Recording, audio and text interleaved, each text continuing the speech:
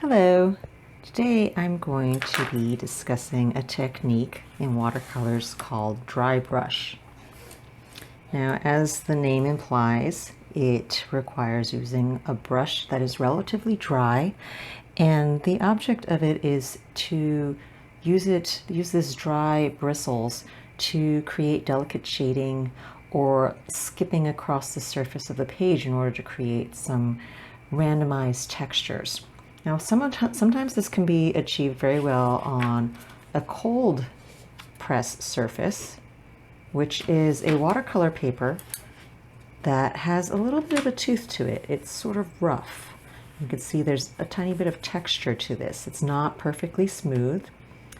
And when paper is like this and you use dry brush, get some paint onto my brush, charge it up, you can see that it just skips across the surface. This is where you can see the texture of the paper really well, because the paint has just kind of skimmed over the top surface, leaving the deeper areas white. Now, this happens with a cold press. What happens if you do it on hot press paper like this? Well, it's not quite as pronounced in an effect on this. This is hot press, and to explain a little bit about that, hot press paper is a very smooth surface. So it does not have the tooth that the cold press has. And you can see that even here. Now, this is much smoother. When doing dry brush on hot press, you're not going to get quite as pronounced an effect, but you still get something. You can see how the bristles of my brush have splayed, and this is a very old brush. That's why it's not very pointed at all, and the bristles are kind of every which way. But that makes it really perfect for dry brush sometimes.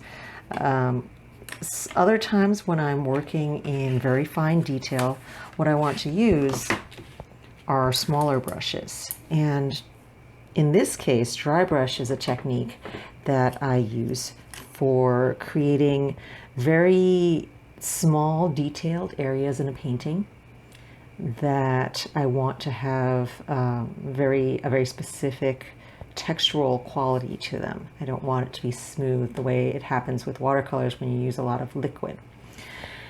Now, to achieve that, I'm going to be using a small brush, and here you see are 4 different small brushes. They are of differing qualities. The first one, this guy here, is a Kolinsky sable brush.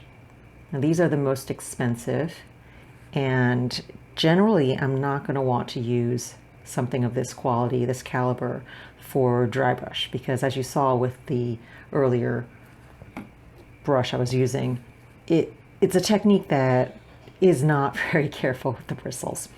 A brush with a point like this is something that I'm going to want to try to reserve for very specific uses. Now this one, the second brush here, this is also a Kolinsky sable brush. It is a slightly used one. As you can see, the point is no longer perfect. It doesn't come to that nice clean tip, right? It's because it's been through a few months of usage. And at this point, I don't toss a brush like this. It still was a very expensive brush, and so it is useful for many things. It still holds water very well, and it's useful in cases where I don't actually need to have such a pointed tip, but I want to have the liquid control. Next up, we have a synthetic fiber brush. These are much cheaper. They usually cost about 1/4 of the price of the Kolinsky sable brushes. And so they are much more useful when I am using techniques that are going to be hard on the tips. I don't want to damage my expensive brushes in that case. And finally, I have a synthetic brush that has seen better days. This one has been around for a while, but it's not something I'm going to discard because there are still uses for it. There's still cases where I really want to abuse the brush tip as I'm painting. There are times when I want to use some mediums that are going to stay within the bristles and damage a brush long term. And so that's when I'm going to pull this brush out. So there's always a use for all different qualities of brushes, and it's useful to keep these in your store so that you have them around when you need them. Now, secondly, I wanted to point out just a little thing here with my Kolinsky sables. When I have a brand new one like this, you can see it's unmarked, and after I've used it for a while, I like to, and the point no longer holds as well, I like to mark it by using a white gel pen and making a little notch mark along the back end. That way I know when I pick up a brush I don't accidentally use my good one for some purpose that might damage the tip. So now that we've got that out of the way, I'm going to show you a little bit about using dry brush on this paper with a smaller tipped brush. So I'm using very little pressure. I'm letting the bristles splay out. Let's see, get that in focus for you guys. I'm letting the bristles really spread out. You can see that I'm not taking a whole lot of care to keep it at a point. In fact, I want the bristles to spread out because that gives me a nice, better feathery look to this dry brushing that I'm doing. And also I do a lot of wiping the brush off. If it's not quite to the consistency or the amount of liquid that I want on it, I just have to keep wiping it until it gets to that place. But once you have it at that perfect level of dryness, then you can really use it and really get a lot of this control in here. It's a technique that I use very frequently in my botanical art because it's really good for doing these fine, very organic kind of looking textures.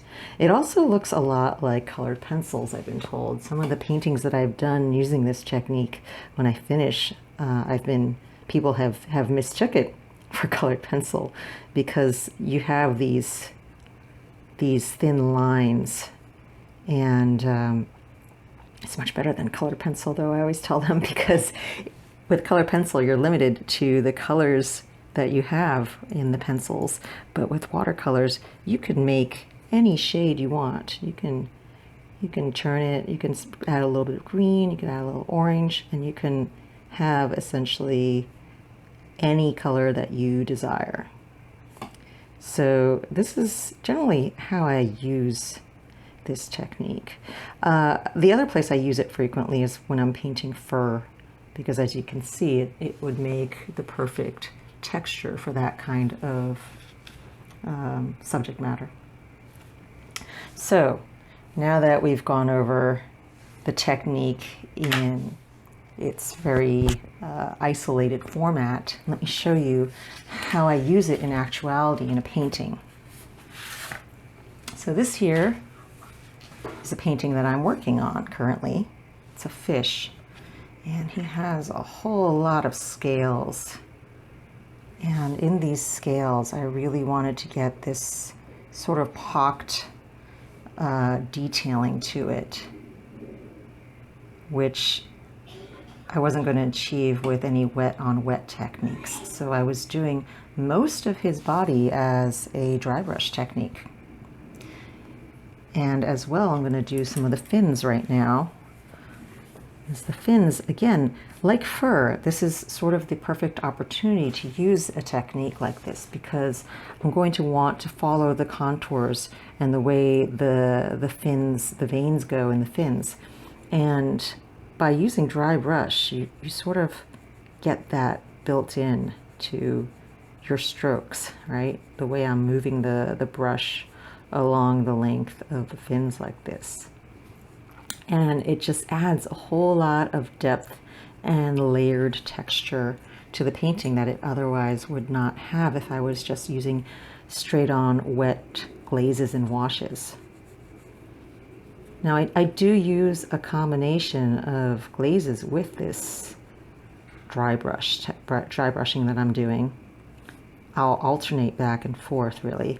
After doing an area and getting it to a level where I'm happy with the dry brushing,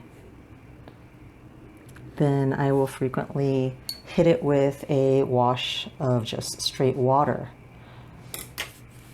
Just take a larger brush with water, preferably clean. This is not terribly optimal, but it's good enough for now. And I wet the brush, just load it up with water, and then I brush over the surfaces that I recently painted in there, dry brushing. And what this does is it just blends out some of the unevenness and smooths the edges. And I don't want to obliterate everything that I've done. I don't want to obliterate that dry brushing texture because otherwise what's the point of it? But I do want to sort of smooth it out a little bit so that it is more harmonious with the rest of the colors and tones and textures that are surrounding.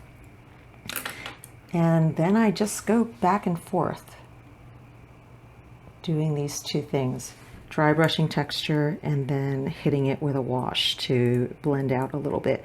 And by doing this in successive layers this way, it gives the piece this sort of depth, because each time I hit it with the wash, it's going to smooth out the previous layers a little bit more. So I have this gradual increasing or decreasing of structure as I continue to hit the older layers with the washes in that way. And right now, I forgot to mention, I'm using the slightly used Kolinsky sable brush because I want to have a reasonable amount of control in my details here, but it's not necessary for me to be using the highly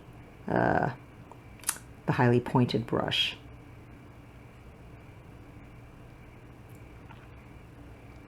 And so I just continue like this for the entire fin and move across the surface that way.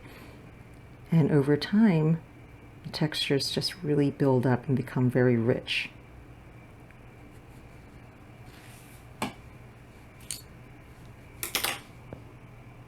So in a nutshell, that's dry brush detail work.